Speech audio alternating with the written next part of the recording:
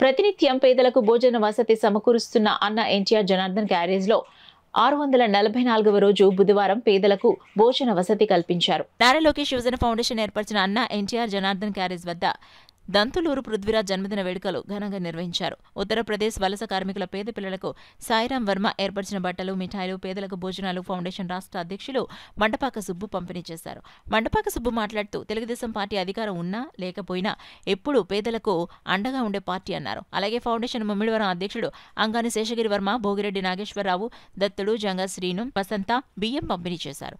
ఈ కార్యక్రమంలో కాకినాడ నగర వైస్ ప్రెసిడెంట్ కరి వీరబాబు, పొలిశెట్టి శ్రీను, కడప జగదీష్, మండపాక శ్రీను, ఫౌండేషన్ సభ్యులు, కార్యకర్తలు, సాయిరాం యూత్ ఫోర్స్ పాల్గొన్నారు.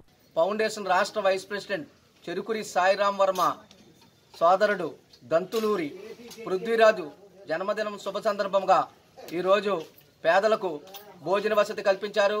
రాష్ట్ర కమిటీ తరపున నా తరపున దంతులూరి పృథ్వీరాజు గారికి హృదయపూర్వక జన్మదిన శుభాకాంక్షలు.